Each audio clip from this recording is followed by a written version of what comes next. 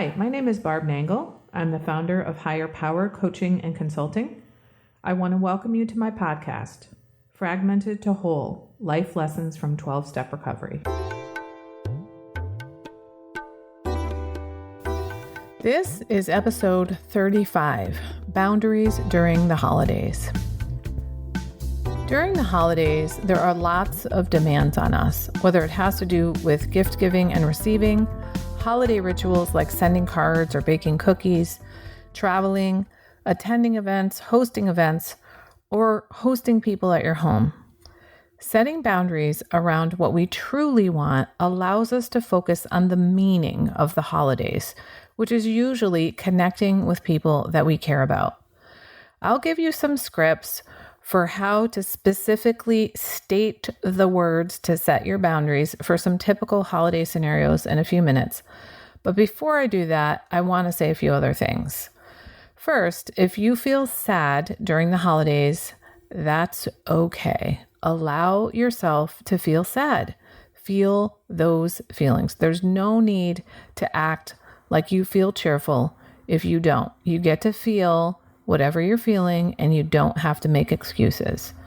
And if you really need to be alone, then do so, but only if it's to refuel or to conserve energy, not if it's to isolate. Isolating is draining. It drains your energy because you're fending off the world when you isolate. If you'd like to hear more about the difference between isolating and healthy alone time, I talk about that in episode 21, which is ironically called Isolation versus Healthy Alone Time. Anyway, about setting boundaries. Everything is an option. Even if it doesn't feel like an option, it is an option. Now, there will be consequences to your choices. In fact, your life right now is a consequence of the choices that you've made. And if you don't like your life right now, then make different choices. But again, everything is an option, even not participating in long-standing, time-honored family traditions around the holidays. Boundaries help us enjoy our loved ones and our time, and they reduce stress and overwhelm. Having boundaries means living intentionally. Boundaries around your time will help you more authentically connect with others so that you're not drained. Being frantic is not healthy, especially for addicts.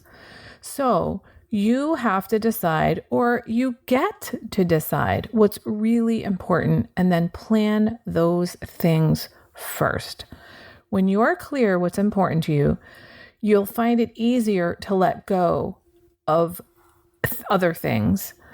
And the less you commit to, the more you'll enjoy relaxing with loved ones and enjoying the spirit of the season.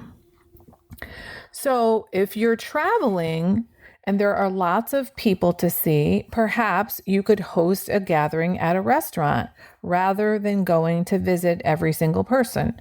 Or you could ask someone to host you so that you can see the people you want without exhausting yourself. Don't avoid setting boundaries because someone is hurt or angry or disappointed. It's their hurt, anger, or disappointment, not yours. You are not responsible for them or for fixing them. Your loved ones are not fragile. And there's a difference between hurting someone and harming them. Though they may feel hurt if you cancel or don't come or don't conform to their traditions, your change of plans will not harm them. They will survive their hurt feelings. Now, don't get me wrong, we should respect our families, but we're not under their authority when we're adults. Now, here are a few scripts that you might use to set boundaries during the holidays. If you're refusing an invitation, especially if it's a time-honored tradition, you might say, I'd love to. However, I have lots of competing demands, so I'm going to say no. Thank you so much. Perhaps next year.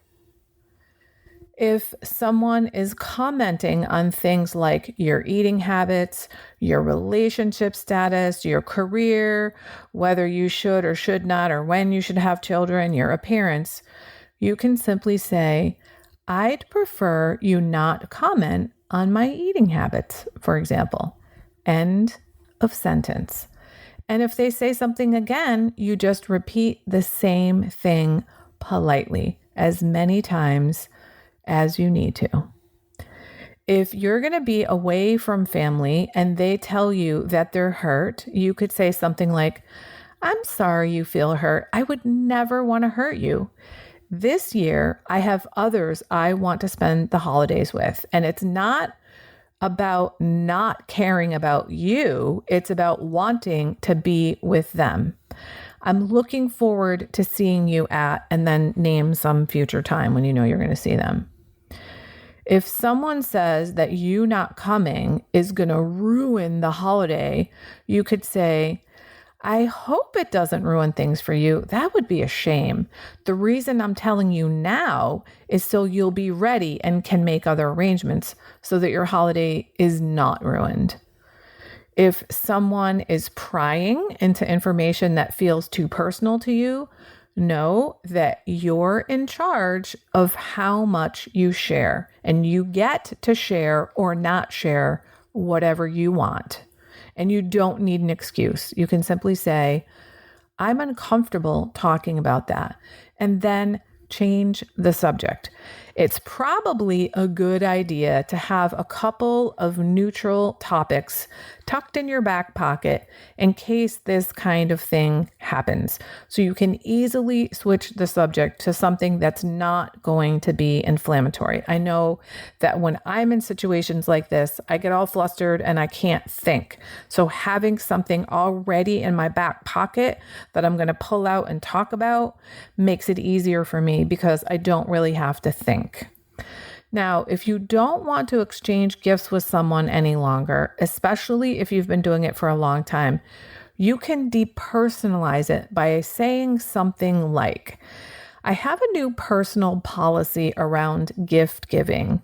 For example, you might say, I no longer exchange gifts with friends, and then state the new policy. For example, I've rearranged my priorities and I'm only going to exchange gifts with family from now on. Or I'm only going to donate money at the holidays. I'm not going to exchange gifts any longer.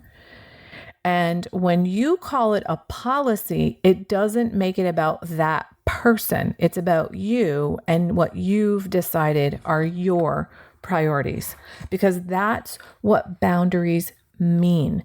They mean you get to live your life intentionally the way that you choose to live it. So go forth and live your life during the holidays in the way that you choose, and enjoy them. Happy holidays.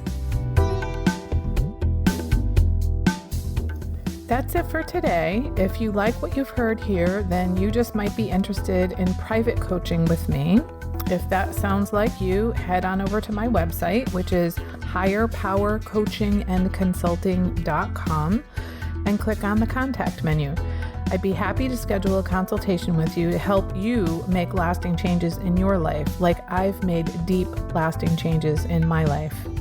My ideal client is someone who is ripe for change, but I'll coach anyone who wants to be happy, joyous, and free. So if that's you, shoot me an email. I'd love to hear from you. Thanks for listening. Be sure to like and subscribe so you can be sure to get future episodes of my podcast. Thanks again.